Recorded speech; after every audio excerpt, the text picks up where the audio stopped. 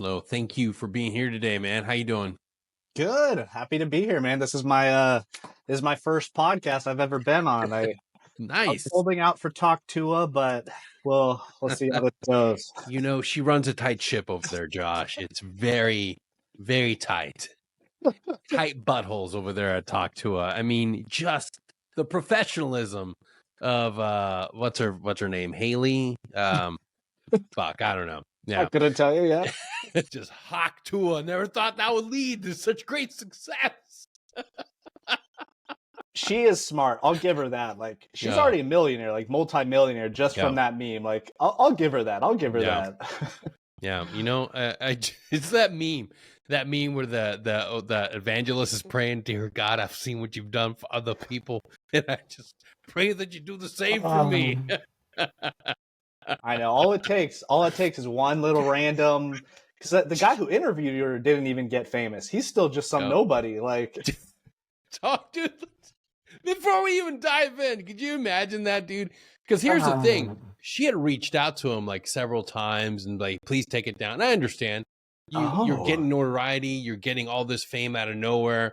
It's a viral meme. You're like, just try and live your life.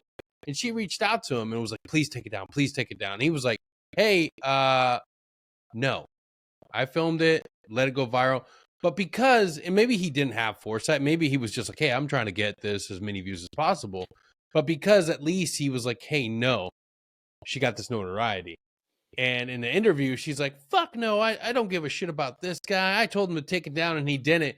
And the lady interviewing her was like, hey, wait a second. So you asked him to take it down. She's like, yeah.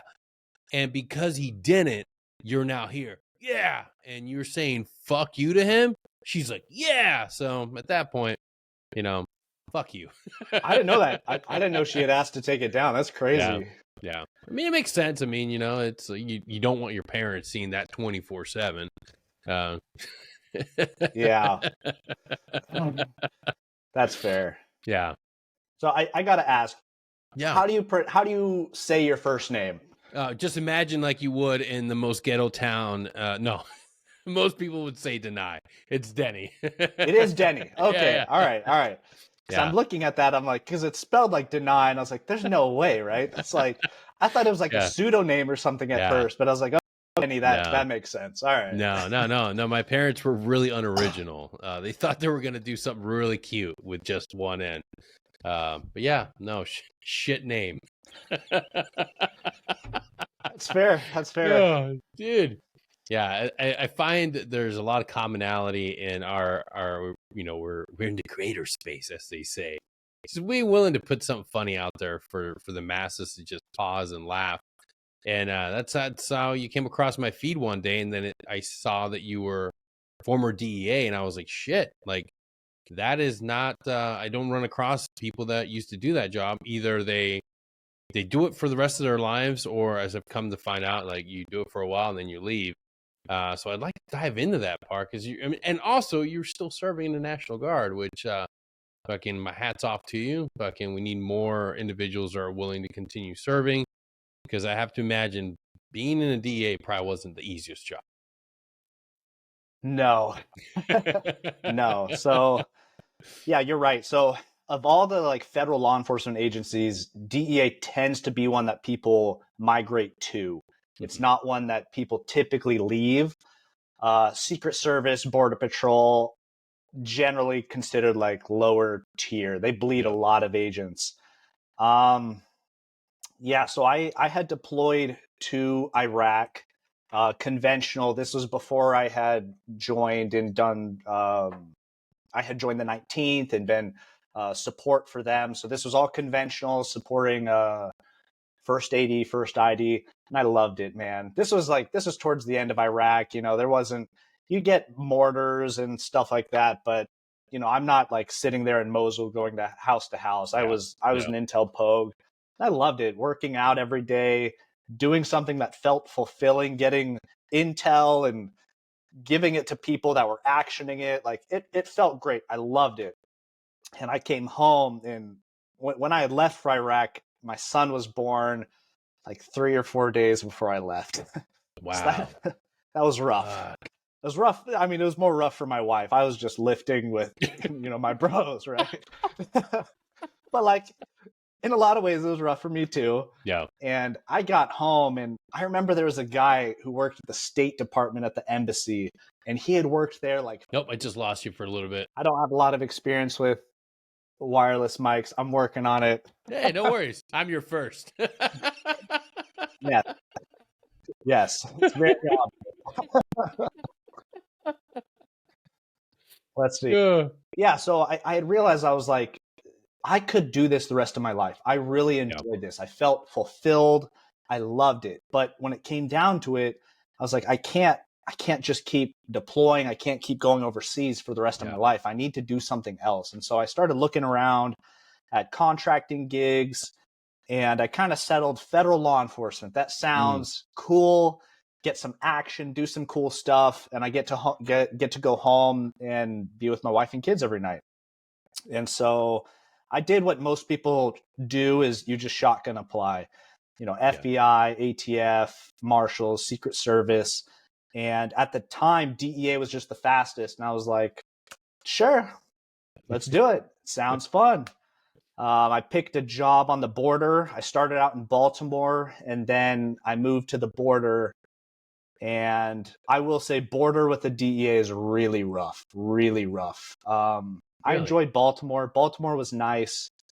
You don't seize as much drugs, but you take down a lot of gangs, violent gangs.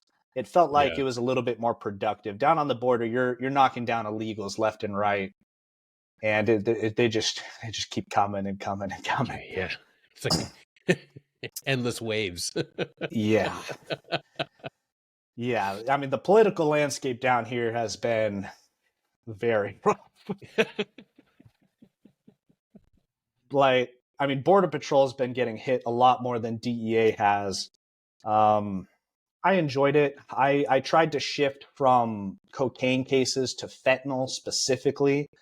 I had this feeling that if you've ever seen American Made, Tom Cruise. Yeah. So it starts off with them trying to get this like little marijuana dealer, like DEA going all in on this operation for this little weed dealer, while he's flying in just tons of coke into the United States.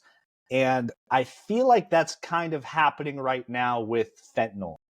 Yeah. And you look at the fentanyl overdoses, you see everybody dying from fentanyl, but people who join the DEA, they see Narcos, they see Breaking Bad, they see all that too, and everybody wants the big cocaine seizures. Everybody wants to focus on cocaine, but that's not the real thing going on. That's not the real threat. It's not killing Americans, Fentanyl is killing Americans, like tons. And so I found that really fulfilling, going after fentanyl cases, people who knowingly sell fentanyl, where, we send the undercover and they're like, hey, does this have, fentanyl? And they're like, yeah. They fully know, like, hey, you got to be careful. I know it kills people, so just be careful. Like they know. And when that comes out in court, like they're done.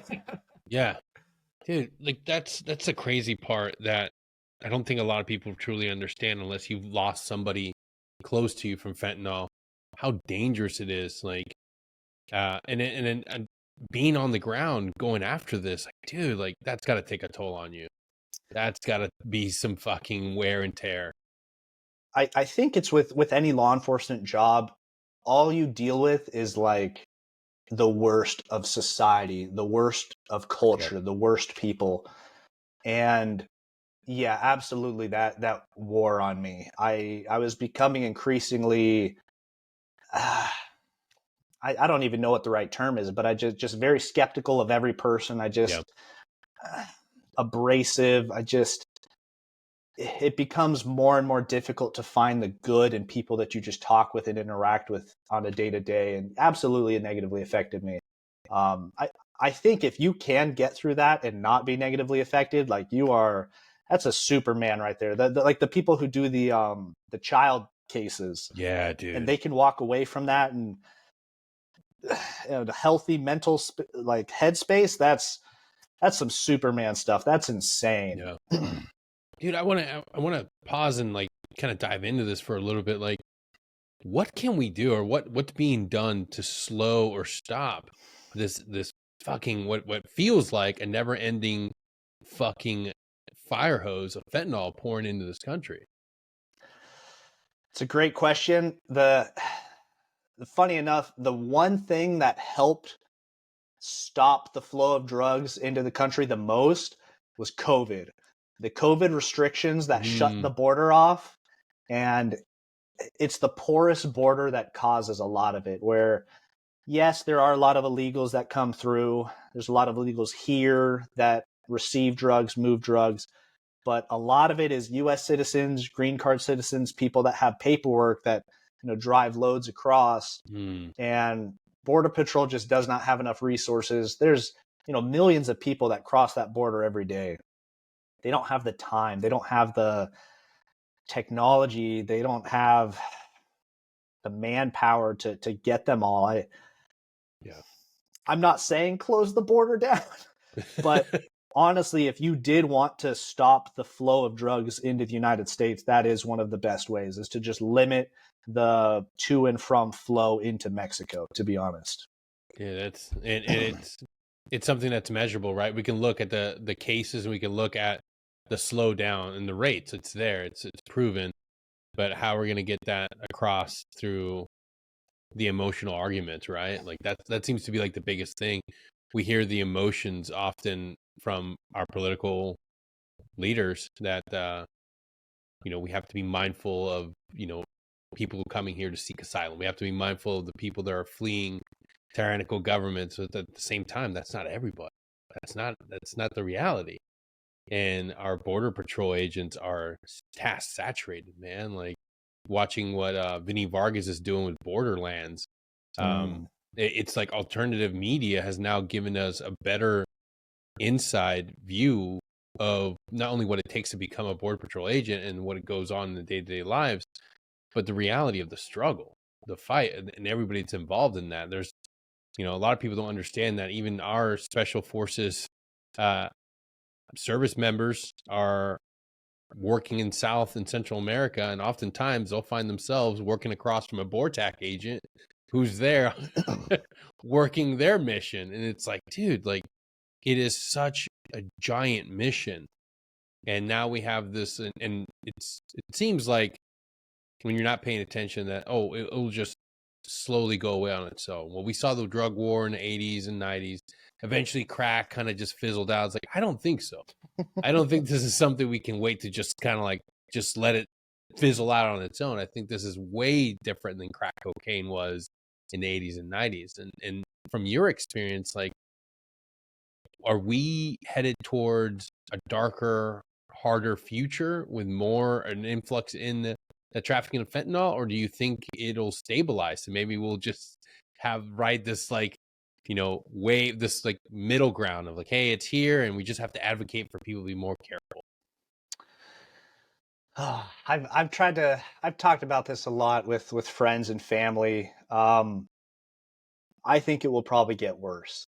Yeah. You can look at different ways that different countries have combated it. You've got, El Salvador or Singapore, which is like super authoritarian, and they've shown it works for their tiny little countries. You've got, I think Portugal is one of the famous ones in Europe that, on the other hand, they tried to decriminalize everything and turn all that money into rehabilitation centers and rehab.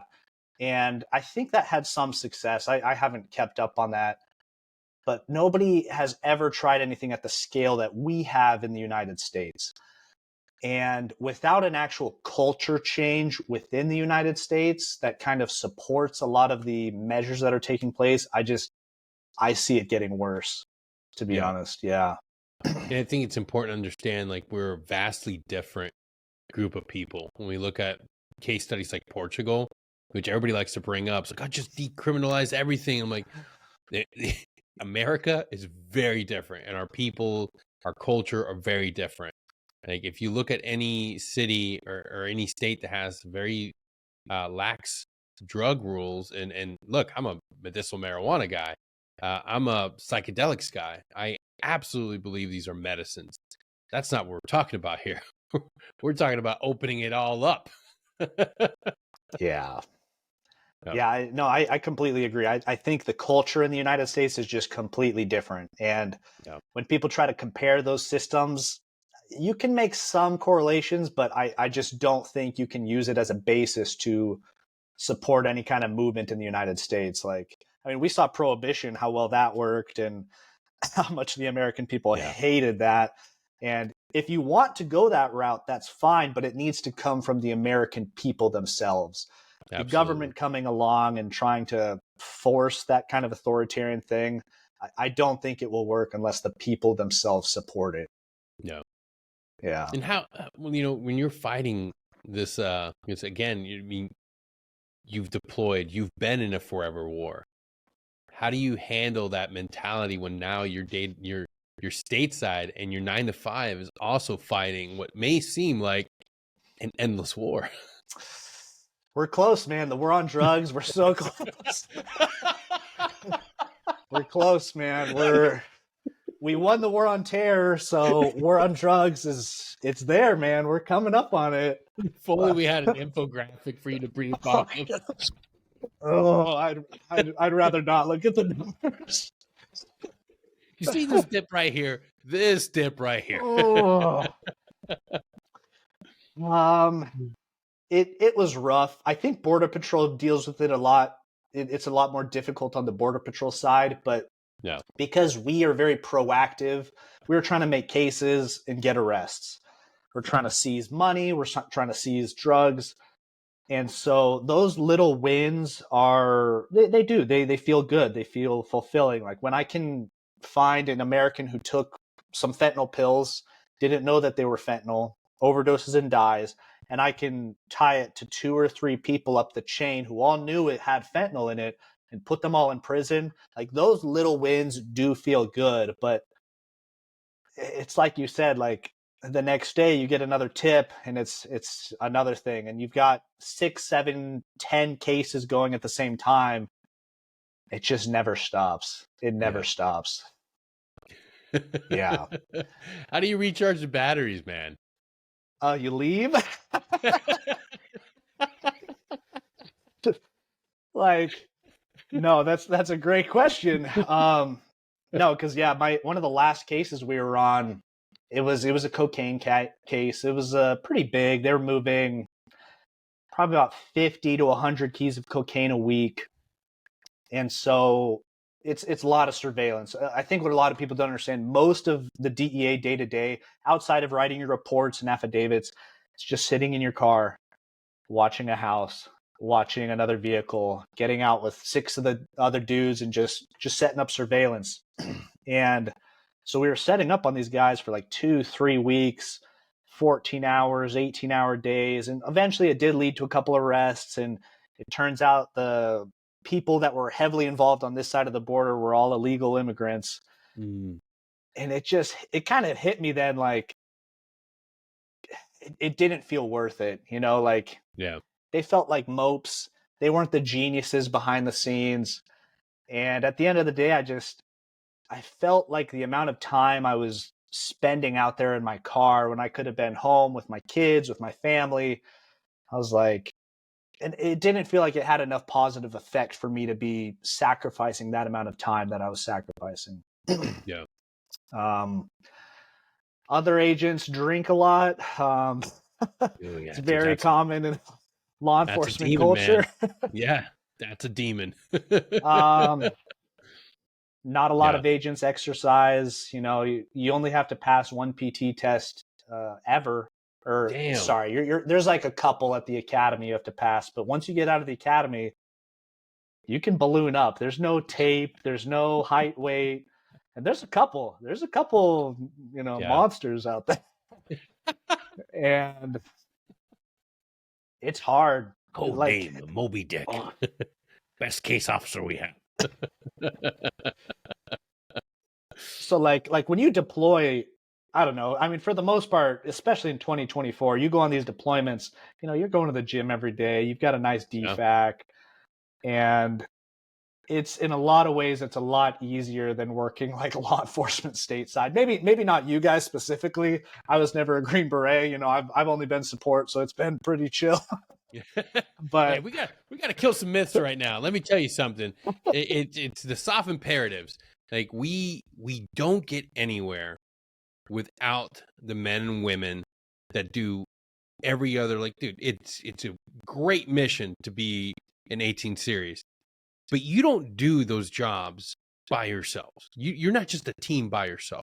Yes, when you deploy, when you're on mission, yes, but behind you is 40, 50, 60, 170 other individuals that have their fingers tied into you, into your team, that support you. Some of my greatest friends never deployed on an ODA, but they're the movement guys. They're the range NCOs. Like, there's so much. And your job, your intel job, like, yes, we have an 18 Fox, but guess what? Yeah, you have Palantir, you have your own intel cell within the team. But when you go and you need some extra help deving out some targets, you go talk to the intelligence cell. Like, you don't make it through these missions, you don't make it through these rotations without all the support structures. You don't make it on your own. There's never been a Green Beret that can stand up and say, I made it throughout my entire career without any soft support. Bull fucking shit. So, and that's part of the other thing that I want to talk about is your role now working and still being in support of, you know, our Green Beret brothers, the guys on the ground. It opens up to the entirety of everybody that's within that group. Not everyone understands that, and that's why I always say we have to kill the myth that, oh, the only people worth talking about are Green Berets. And it's like, no, there's millions of jobs you can do in the military, and believe it or not, some are pretty fucking cool, and they don't have anything to do with sleeping in fucking cold, wet environment. Oh. no, I love the 18 Foxes that I've been able to work with, but like you ask any Green Beret, especially the ones that have gone to like the intel courses, be like, hey, can you write a report on this? Can you write an IR?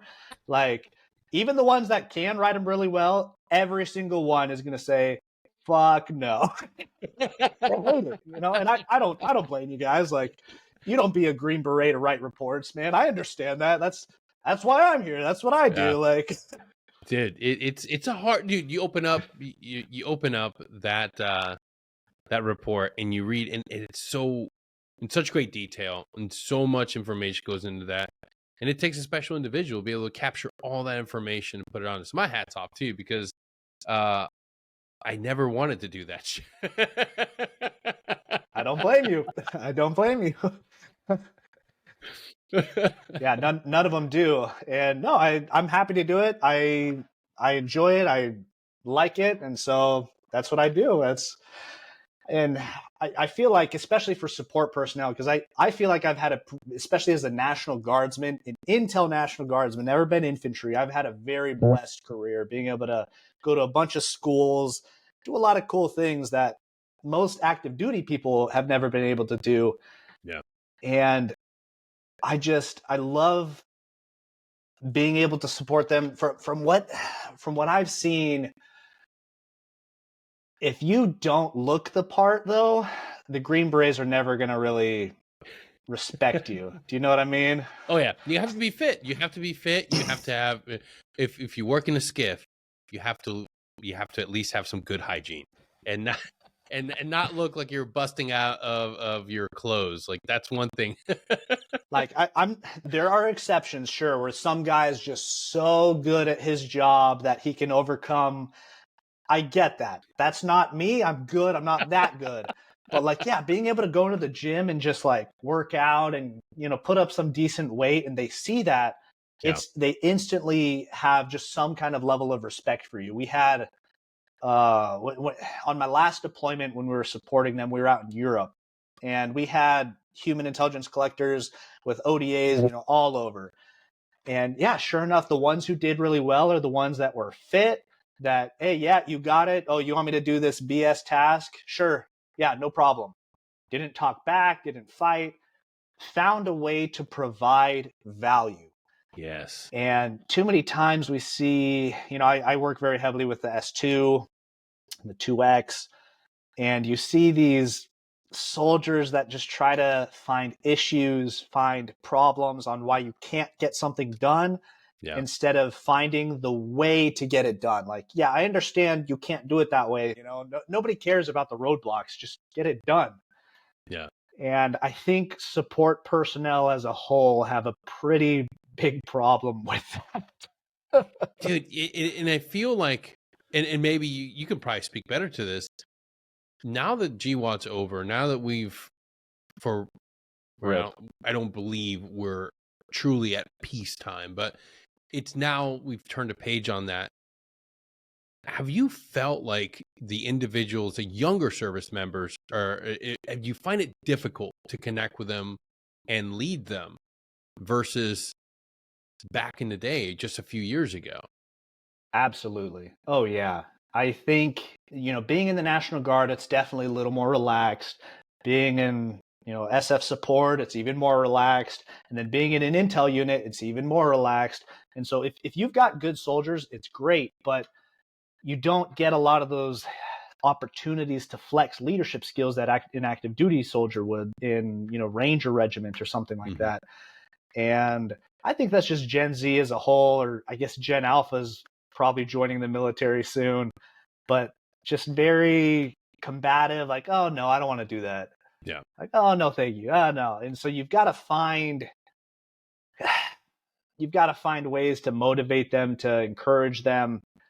And it forces you to dig a little deeper as a leader rather than just, forcing them to push or Yeah. the traditional methods. Yeah, because it's just not really done, especially on the National Guard side. Just like, hey, do push-ups. Like, you can counsel them, but yeah, absolutely, it has been very difficult getting Gen Z soldiers to kind of get on board. And I don't necessarily blame them. Back in the day, the whole thing was, oh, you get to go to Iraq, you get to go to Afghanistan, you might see combat. And I don't know if I would have joined the Army. If I was 20 years old today, I don't know if I ever would have joined. There's Yeah. just no clear end state that I'm working towards anymore. Most of them are just, getting out of their town, GI Bill, and that's a whole different kind of motivation than I want to go to Iraq and kill some people. Like, Dude, it's so true. I say it a lot. Like, we had this national calling. I mean, a vast majority of the people I talk to, when I ask them about what inspired them or what gave them the idea to join the military, they always say 9/11. They always say they either watched the towers get hit or, it was happening so fast and they caught a glimpse of it. But everybody within our age group has some sort of connective tissue to that moment. And not this generation doesn't have that. They don't have that calling. It's very inward. It's inward. Like, how do I get to school? How do I get out of this environment? And when you have, and there's nothing wrong with that, but how do you have to figure out a way to bridge that gap and build that sort of like spirit to core, or even, but like, how do you build national pride? That's the other thing. Cause like, dude, when I log on, the amount of, critiques I see on social media of how shitty this country is. It's like, no wonder people don't want to serve. They only see service as a means to an end. Like, oh, I just need X amount of money to get that Hellcat. I need X amount of money to get that college degree. And it's like, dude, it's about more, because let me tell you, jump pay is never going to increase. Yeah. And the cost of living is going up way, way higher. So, your language rating and what you get as pro pay is never going to make you a rich man. But there's a greater and higher calling to serve.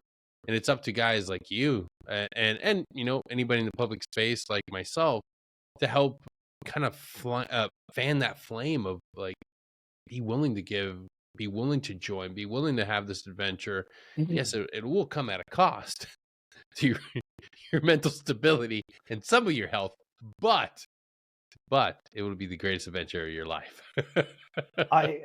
I felt like, so I got my 6 and 6. I felt pretty good about it. And I always felt like I was, like a younger NCO, a younger whatever.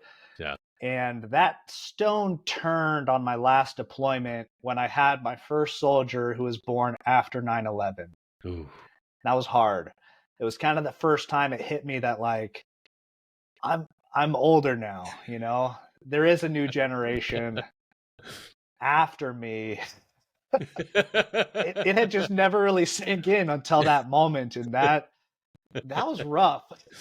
The future's now, old man. Oh Yeah. no, but like you'll see it a lot with National Guardsmen, especially where uh, people are almost embarrassed. Like National Guardsmen are embarrassed of their service, and I have always loved serving in the National Guard. Yeah. And so I have tried time and time again to try to kind of reshape that cultural perception of the National Guard, because I don't know, I love it. It's Yeah. allowed me to do a lot of things that I wouldn't have been able to do. It's allowed me to have a very successful federal career on the side. And it's kind of just allowed me to do both worlds. And I'm trying to help other National Guardsmen to kind of like, yeah, I'm in the National Guard, because it's always like, oh Yeah. yeah, I'm in the Army. National National Guard. Guard. No, I Like, have to. I too served in the National Guard. I had a very, very, very, very challenging childhood, and I opted to run away from home at 17. Unbeknownst to me, that led me down a darker path. That's for a different episode. But I didn't have a way to pay for a lot of the things that so many of us take for granted, and the only option that I saw as something like that, literally a shining light in the darkness was like, well, if I join National Guard, I can start drilling in high school. I can start developing and figuring out what it means to be a man. And, drill money wasn't that much as a private. It's not that much. But for a kid struggling, working Friday nights, it meant a lot to me. And I'll never look back on that service and look down upon it, because while ultimately it wasn't the highest calling, I had greater ambitions, bigger dreams. That is where I first learned how to be a soldier. I did meet some individuals that were great leaders, because here's the thing about the National Guard. A lot of guys get out of the military and they say, I'm not done serving. I want to continue serving my country. And they join the Guard. And then they mentor, coach, and lead a whole different generation of military leaders that will either stay in the Guard and make it better, or some of those individuals will go to active duty, like myself. Get to a point where you realize, like, okay, like, I enjoy my drill weekends. These people I enjoy being around. There's a sense of purpose. There's a sense of a mission. People here have dreams, and everybody else that's a civilian, like, they're not really going anywhere. Like, I don't want to live in a one-bedroom friggin' subsidized housing for Asian students at CSU. That's a real thing. It smelled like fish every day. Yeah. Let me tell you, life was rough for young Denny. It was a lot of open faced bologna sandwiches and a lot of grinding. trying to make it happen. Yeah, I'm enrolled at CSU. I'll take the student housing. That was in fact a lie. And but hey, I got 6 months for a very cheap rate in an apartment. They eventually found out, and that's when I had to skedaddle. But that's neither here nor there. That's a tale for another time. But you're right, man. Like, we have to be willing to understand that your service as a National Guardsman does matter. If you're listening right now, you're actively in the Guard or you served in the Guard, I want you to know that you should never be ashamed of your service. When I look back to the Colorado Guard time, being called up to help your neighbors when there's friggin' snowstorms that have blocked roads, being called up for Katrina, that was miserable. But that was an amazing, eye-opening experience for me. And the amount of aid and help that we were able to provide to individuals in that time of need, it's amazing. And our National Guardsmen continue to do that. It's a proud history of individuals that have always been willing to show up and be there when their state needs them the most. And they get activated for federal response too. So you're right. It's something we have to understand. Like, yeah, maybe your calling isn't to go active duty, and that's okay. That's not for everybody. But if you're still showing up and you're still part of the National Guard, you should be freaking proud of that. Because the end of, like you said, you're able to serve your country, your state, and you're also able to have an awesome federal career. So we have to normalize that. And I think being able to bring individuals such as yourself onto, you know, a podcast to be able to talk about their service with pride rather than that oh, you know, 19th group. So let me tell you, 19th group and 20th group have some fucking amazing people. They have amazing fucking teams. They deploy just like we do. Like it's about time we realize that, hey, let's celebrate our National Guardsmen. Let's for an entire weekend. Nobody make fun of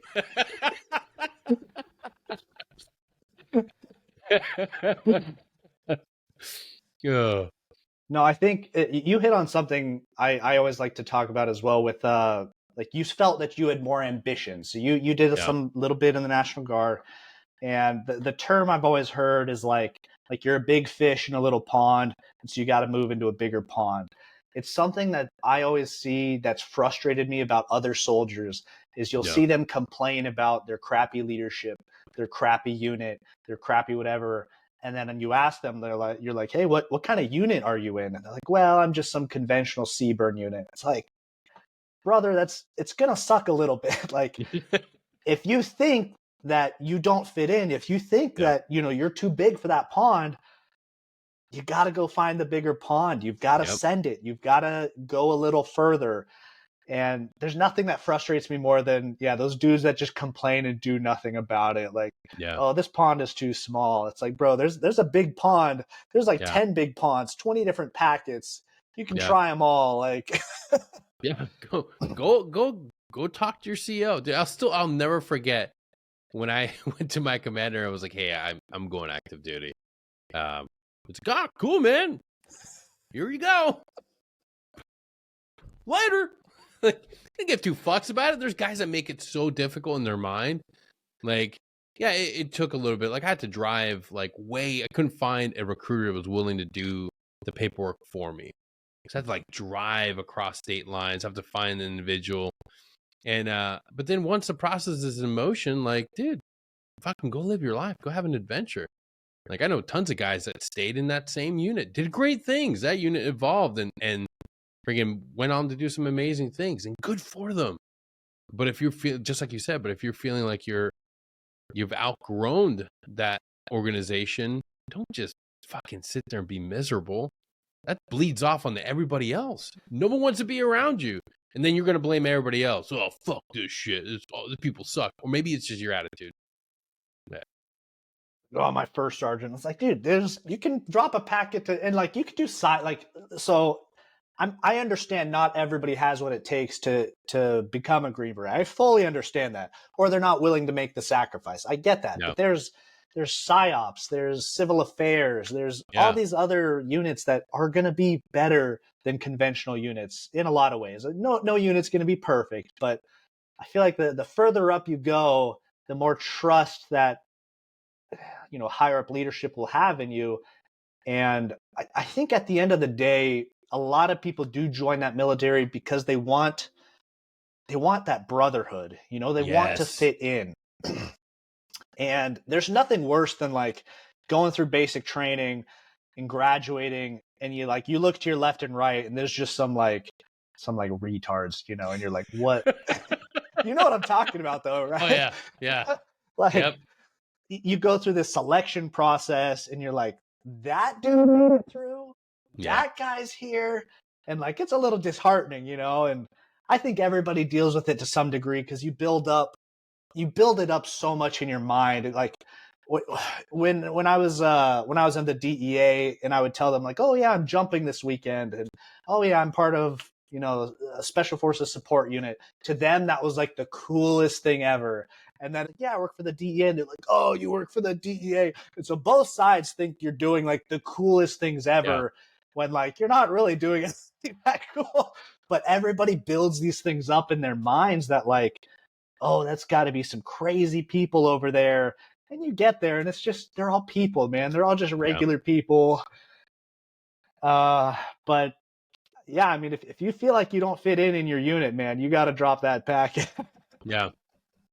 I think the only thing that I always found difficult, and maybe you've been able, or within your organization, been able to figure this out, is when you leave that drill weekend.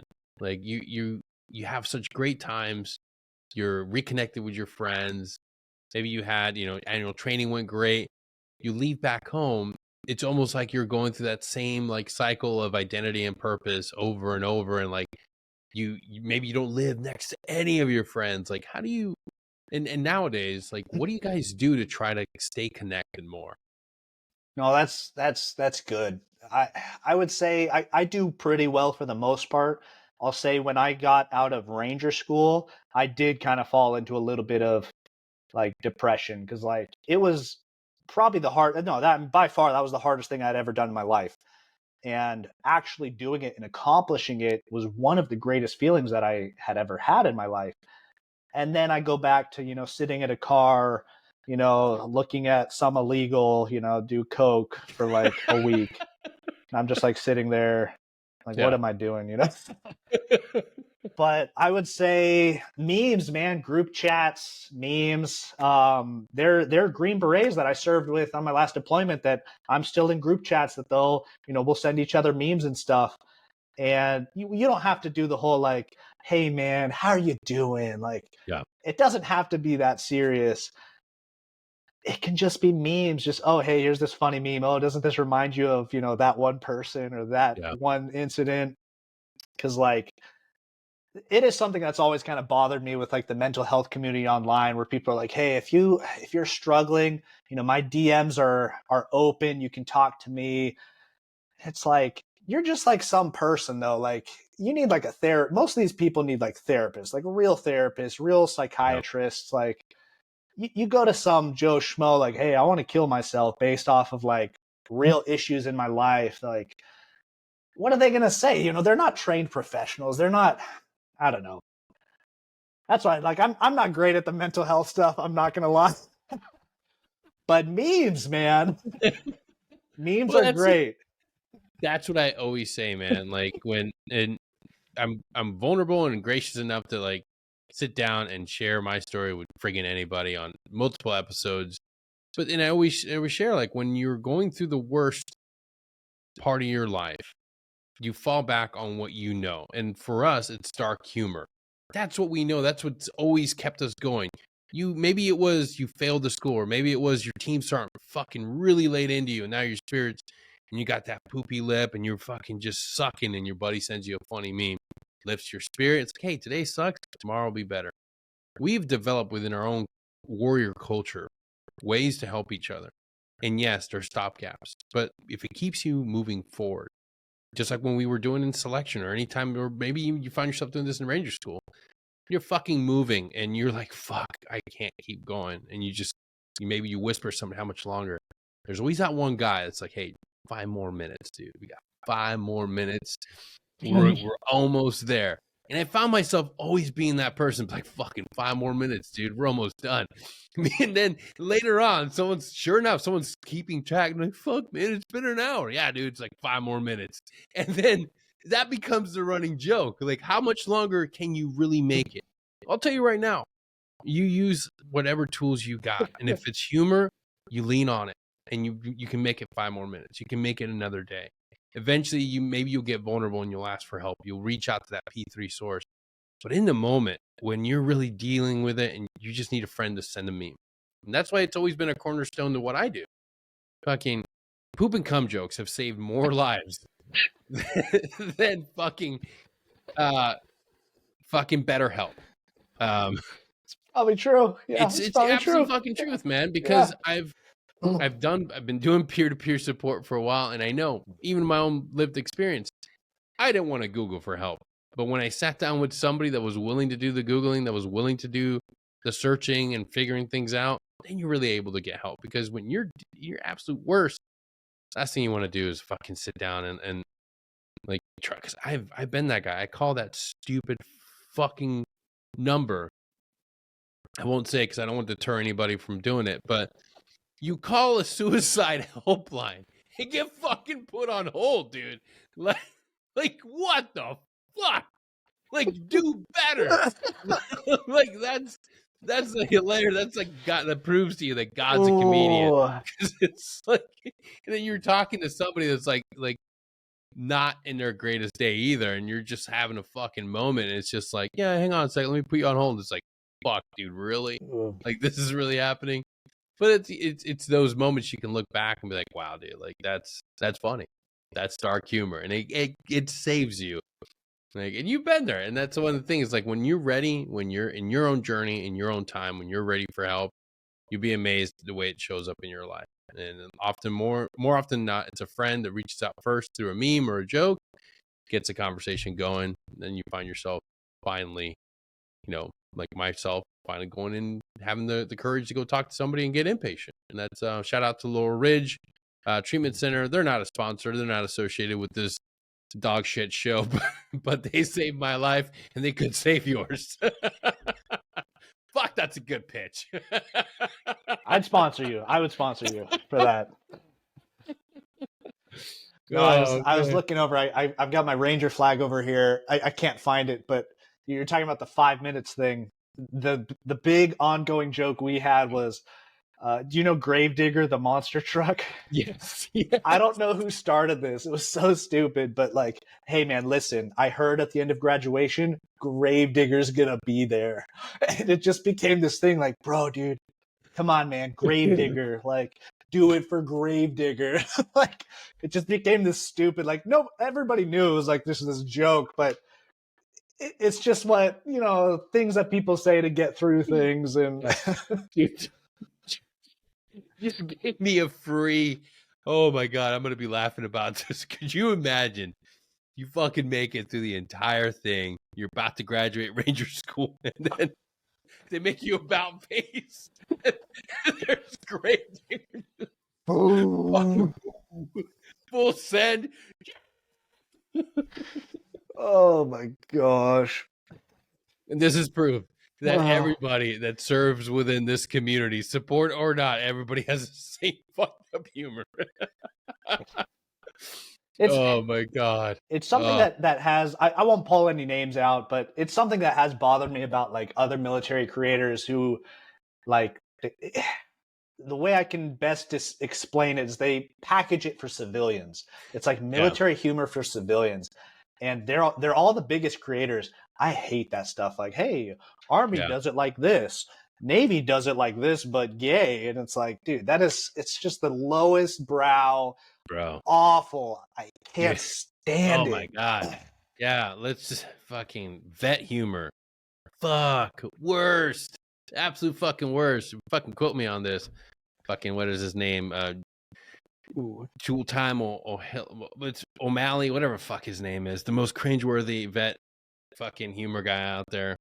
Just the humor just sucks. It's like, it's bad when my own fucking wife's like, who the fuck are these people and who watches this? I'm like, there's a lot of people with Down syndromes that join the military that watch this shit.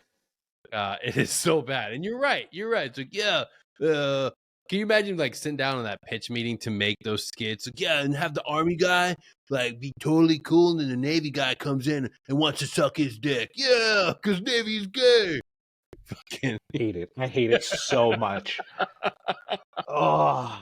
People still make those things. It's like 2024, and people are still like big creators are still making those types of memes. And it's like the bills cannot be that rough, man. Like, just I don't know. Like, if you're not making it for military as your audience, then like, what are you doing? Like, what is the point? Yeah, it's look, it's a time honored. It's just a simple formula. Put it on an Excel spreadsheet, and I'll fucking dial it in for you, motherfuckers. Poop and cum. That's it. You want to get 1 million followers tomorrow from real military individuals? Poop and cum jokes. That's all you need. Literally, I'll show you the algorithm. Look, come to my TED Talk. I'm putting it on. It'll blow your minds. If you want to tap into the special operations community, you'll want to be there. I'll break it down in my award-winning style seminar. I'll tell you, I hate making these. I've made one or two about like being like an E8, cheating on my wife with like the E3. And they always do like crazy well.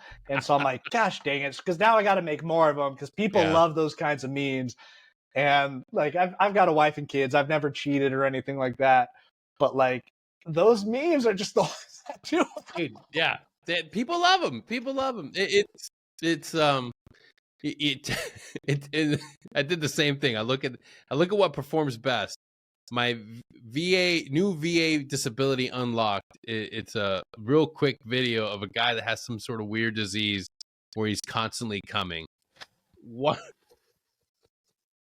3 million fucking views.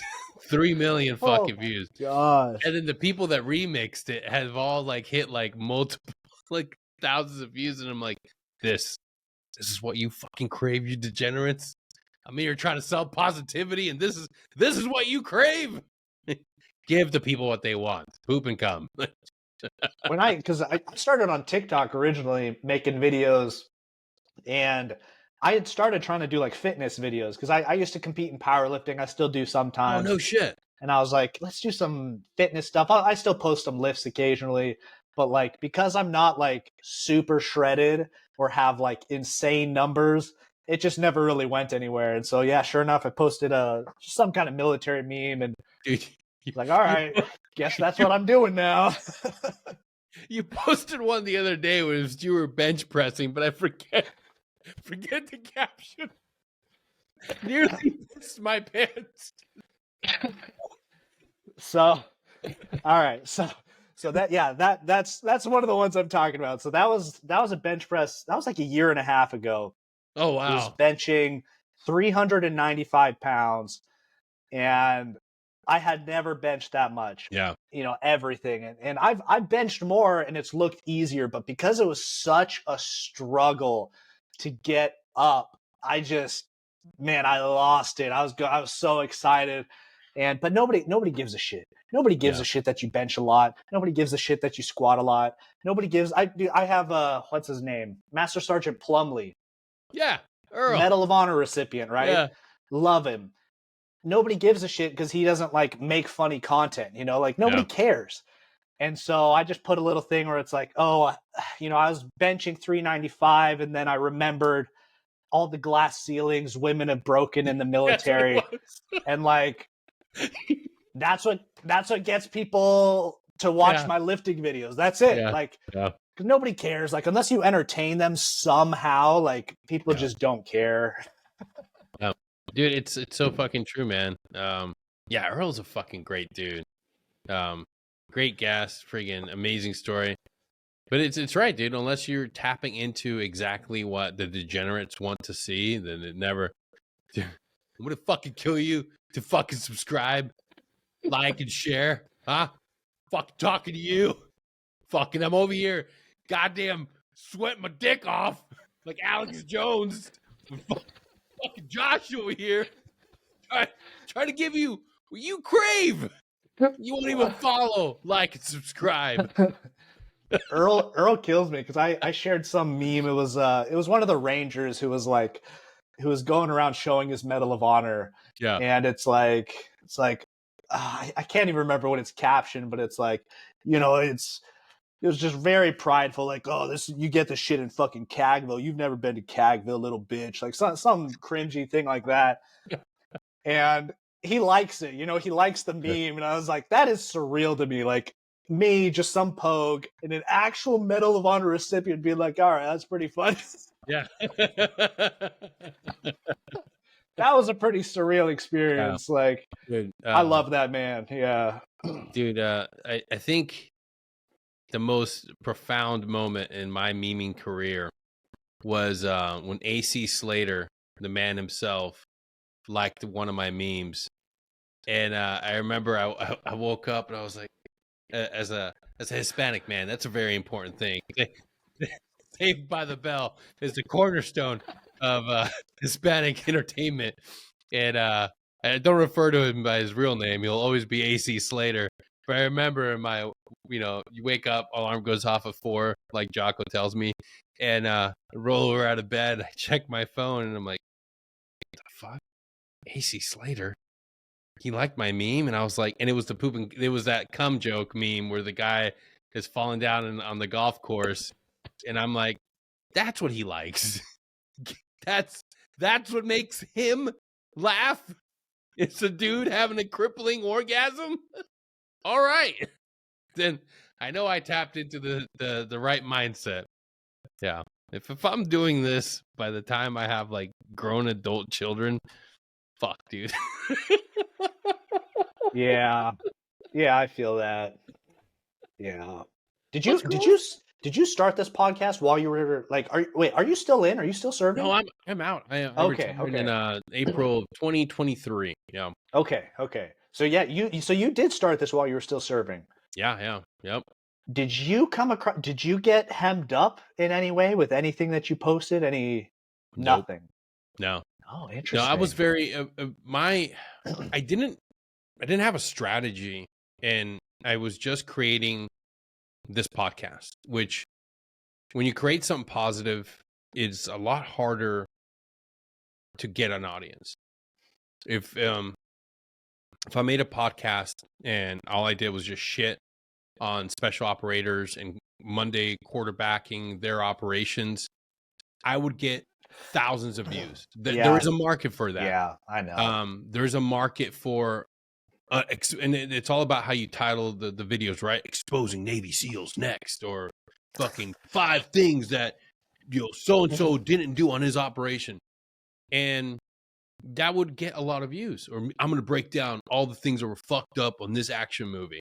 There are tons of channels like that, but I wanted to connect with an audience that wanted to hear about how to get over something that I think all of us will go through, that pivot into the civilian world when you're dealing with mental health issues. I nearly ended it all. I nearly friggin' did something really stupid. And I didn't find any other Green Beret talking about this, because we suffer from this myth that we can't break, we can't fall apart. And the ones that do fall apart, we fucking push them off into GSB, or we push them off somewhere in a coroner office. And then we don't talk about it. Like we very rarely welcome them back to sit down in front of the actual service members and be like, hey, these are all the things I use to build myself back up and make it through this dark time. And if you find yourself going through this, you too can survive it. You too can get better. Here are some of the things that help me. And that's what I wanted to bring out, because I realized that it's not a matter of if, it's a matter of when. And then I found operator syndrome, and that proved to me that somebody else saw this out there within our warrior culture. And now we understand that it's not just Green Berets, it's not just Navy SEALs, it's not just Rangers. Our infantrymen are going through it, our paratroopers are going through it, our artillerymen are going through it. It's because the human body, the human mind isn't meant to go through 20 years of war. I know what you're thinking, well, Daddy, I didn't do 20 years. Well, Jimmy, you didn't need to do 20 years. You just needed that one deployment. And maybe because you were an artilleryman, fucking firing rounds over and over and over again, a repeated head impact has now changed you. But there's a way to get that back. There's a way to recover. And that's what I wanted to put out in the world. Be that voice of reasoning that says, hey, here are these nonprofits that can help. Here's these individuals like Josh that can tell you their stories of how they serve in the National Guard and also serve in the DA. So it tells you that you can do that too. It tells you that, hey, you know what? Maybe I will throw that application for the DEA. Because in the world of shit, there has to be somebody that's willing to put something good. Right, wrong, or indifferent, maybe I'm not the podcast for you. Maybe I'm not the YouTube channel for you. But I would argue that I put enough good out there that if somebody stumbles upon just one episode, they might be willing to say, you know what? I'm willing to go get help, or I'm willing to bet on myself. I'm willing to take ownership of my pivot process into the civilian world, and I'm willing to bet on me. And that's what I want to do. On the backside, I also want to just continue putting something out there that will make you laugh throughout your 9 to 5, because we're so different. Our warrior culture is very different. We don't laugh at the same things. And we need that. And if I happen to be hypercritical of leadership in some units, then so be it, because everybody needs to be held accountable. And if I can put a meme out there that does that and the boys see it and they laugh, then so be it. Because I always have to stay by what I've always set out to do, of the boys, for the boys and girls. Yeah. No, it's something I can't fully explain it, but because I really hope none of my coworkers from the DEA see this. I love them. You're all good people. They probably won't. Because you motherfuckers don't share. Fair enough. But like, I just went on this recent deployment, and with the Green Berets, the support personnel, my coworkers, like within a week I could tell, like, hey, oh, we're gonna be good friends. We're gonna work together well. And I felt more connected to them than coworkers that I've worked with for 5 years. Yeah. And it kind of just goes back to that thing. Like I thought the transition would be similar. I thought military federal law enforcement would be very similar. In some ways it is, a lot of ways it isn't. And I've never been able to really explain that difference between somebody who makes that decision to go into law enforcement as opposed to joining the military. But I just felt like I couldn't connect with them the same way I can connect with people who serve in the military. Yeah. Yeah, that's something I hear a lot from individuals. It's just that idea that some people aren't really part of that work culture. It's just they just see it as a job. They just see it the 9 to 5, and that's hard to like try to instill when somebody is looking for a job with specific packages. Which, like, yeah, Tina is not going to have your back in a a back alley dogfight. Like that's just the truth. Yeah. Like it's hard to like try to establish that, and so many people share that. Like, I miss having the brotherhood. I miss having the ability. Like, how do we foster that? How do we bring civilians into that culture of like, hey, like, we're about this. We got to be able to like lean on each other. Yeah, that's a tough one. Yeah, I think leadership too at all levels, DEA felt most of the time. There's like some bureaucrat, pushing GS 14, 15, does not care. Just does not care. Just doesn't want scandal, paperwork, never drawn their weapon. Yep. And it's like, and so you've got like these people who want to do like SRT, and then you've got the people who just want to make cases and listen to phones. And the phone guys are typically the ones that are going to get promoted and take over. And I don't know, there's definitely some clashing of accountant culture and warrior culture. Yeah, dude. I think that's the perfect name for that. Accountant culture. Yeah. I'm just here for the right package, the right rate to pay, and my weekend vacations. Yeah. I will say, like, if you are interested in doing law enforcement to see action specifically, action being like putting hands on, drawing your weapon, best option, in my opinion, would be to go to a big city and go to the police department. LAPD, Chicago PD, New York PD. If you can get onto one of those SWAT machines. Now, I'm not like connected to FBI HRT. I don't know all of their missions. So this is a guess. So don't, don't fact check. Don't. I had 50 grenades. No, don't. Don't. Damn it! I went 3 episodes with nobody saying anything about Tim. Don't clip this. But like, they get more. Like, HRT probably trains better and trains more, but these local SWATs see more action, in my opinion. And if you want to go federal, BORTAC, like you were saying, BORTAC is the real deal. BORTAC, BORSTAR, very good. Obviously, FBI HRT, they're like the gold standard. Yep. Marshals. Going back, if I were to do it all again, I do wish I would have looked more heavily into the marshals. The problem is your first year or two with the marshals, you have to do bailiff duty, which is like you're in a suit, 9 to 5, escorting some guy to a Zoom call with the judge. All right, back to your cell. It sucks. It's not fulfilling. But after that 2-year probation, you get to go on a fugitive task force. And you're not writing reports. You're not building cases. This dude's already guilty. He's been sentenced. He's been whatever. The case has already been done. You're just finding him and bringing him, to jail. And, their reports are like, yep, found suspect at address. Like, that's it. You're not writing like, nice. At this time we started surveillance and he did this, and, multi-page reports.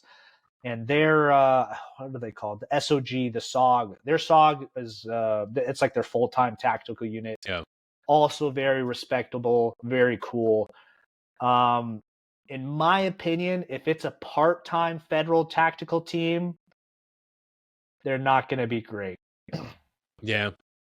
Yeah. Yeah. Anytime we do anything part-time like that, like, because dude, I can only imagine the amount of workup you have to do because dude, you're dealing with like civilian entities now, and they have to be by the book. They have to have every I dotted, T crossed. Yeah, I can only imagine what fucking pain it is, and staying current on all those fucking mandates. Fuck that. More power to anybody who wants to do that. Yeah, we got Like, body cams now too. Yeah, that's the other thing. Everything's up for review. Yeah. Because like we used to, I guess I could talk about it, but like, I mean, you find all sorts of weird stuff in people's houses. You know, like you'll go into a guy's room and there's like 20 dildos in there, and like, that's funny, man. Those are just collections. Those are just collections. And that's funny. And like, I'm gonna make a joke. I'm gonna say something. You know, I might have a coworker who's a little less mature that might, you know, touch one and use it as a sword, maybe, allegedly, possibly. But like, you can't do that stuff now. Like, can't even play with freaking suspects' dildos. It's ridiculous what this world is coming to. What kind of world are we living in? I mean, you're not gonna pick them up and have a sword fight. Like, but like, my biggest problem is it removes what's that word? Like, it removes some of your discernment. Where like previously you could be like, well, you know, like, oh, that guy's got a weed plant. We're DEA. We don't really care about weed unless it's like thousands of pounds. Like, who cares? We're looking at coke and fentanyl and heroin. But like, if we have body cameras on, now we have to take everything. We have to, like, oh, that's a legally possessed firearm. Well, you had coke, so we have to take it now. And processing firearms sucks. Like, it's just a pain. And they usually destroy them. Like, they'll never be in circulation. Yeah. Fuck. Yep. Like, cue the Sarah McLachlan's music right there, because that's so sad. Oh, so many guns. I'm telling you, thousands that just like, if you use it in combination with a drug crime, seized, destroyed. Can't be used, can't be resold. And like, how many gold-plated AKs have you come across? Or 2 or 3? 10s? Yeah. Pistols are more common, like the 1911s. With like, of an angel. No, put it to good use. Can you imagine if they just let the agents, like, all right, this is your new service weapon? It'd be badass. They do that with vehicles. You can seize vehicles and put it in circulation. Like, all of our undercover vehicles, for example, are like really nice. Scat you know, packs. real nice stuff that we seized, and so the undercovers can use it. We've got a local police force down here that seized a mansion, and so now they moved in, and that's their base of operations. What? Asset forfeiture, because this guy was running like thousands of kilos of cocaine, and so when they had all the paperwork, he ran to Mexico, so they just seized it all, property of the city, and they moved in. That's why if you're doing drugs, I'm telling you, if cartel wanted to hire me, they would be so good at their jobs. It's so easy. All right, if you're listening right now, any cartel members, Josh Lowe is up for sale. But like renting, leasing, because like once you put stuff in your name and you buy it, like you buy a vehicle, you buy a house, and you deal out of it, it's on the table.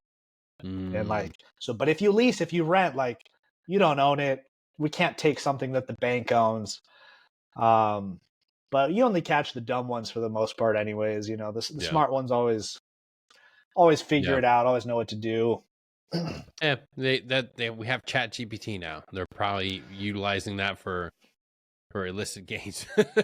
I would have killed for Chat GPT to write affidavits. Writing affidavits suck. Like, hey, you know, this guy did this, and this. Write me like a 3-paragraph affidavit based off of, you know, Texas and federal DEA law. Boom. Like, you have that prompt already like mapped out, my man. I 100% I would have done it. I 100% would have done it. You know, when I'm editing this episode, I'm going to actually put that prompt in. I want to see if it works. I'll send you the results. I'm pretty sure, like, not with all things, but ChatGPT in general has been very good with legalese type stuff. Yeah. I've been very impressed. Yeah. Well, dude, what are you up to these days? Where are you working? So I'm working on the military side, working law enforcement. I don't want to blast out my organization. It's not like a super secret organization. I just don't want to bring any attention to them right now. Yeah. But I'm still a GS employee, still lateral, still get my gun. I enjoy it. I enjoy working more with the military than I do Department of Justice. Here's hoping that there's going to be some big changes with the new administration. We'll see how that goes, because I mean, a lot of it stems from FBI. FBI has just had a lot of issues for a long time. A lot of power from Herbert Hoover. That's its own thing. Yeah. We dive that into another episode. But yeah, once I left the DEA, I had a little break. I started. I don't know if have you seen my AAM post, Army Achievement Medal post. Yeah. And I've just crossed 100 AAMs written right now. No. Yeah. No way. Yeah, I had the idea when IPSE came out where they're like, hey, you can write this for literally any soldier. So I was like, all right, because I got my TikTok banned for, shenanigans, right? So I was like, starting my Instagram account, I was like, I've got a lot of free time. Let me grow the account a little bit and do something good for the soldiers. And so I was like, yeah, anybody who scores higher than me on the ACFT, I will write you an AAM. And so, yeah, I just crossed 100, like 2 days ago, 100 AAMs written. Damn. Not 100 AAMs awarded. We're at a failure rate of about 15 right now. So most of them have been lieutenant colonels that are just like, I don't think a 590 warrants an AAM. Totally understandable. And there are others that have been pretty rude.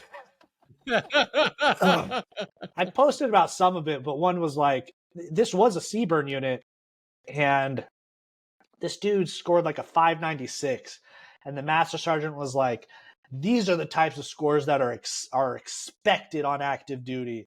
I don't know how it is on the National Guard. Never write any award in my chain ever again. Oh my God. What a boner. I don't care, right? So I call him out by name, by rank. I was like, dude, I don't care. Because when I'm not on orders, I'm kind of outside of some of the DoD regulations, you know what I mean? Yes. So I don't care.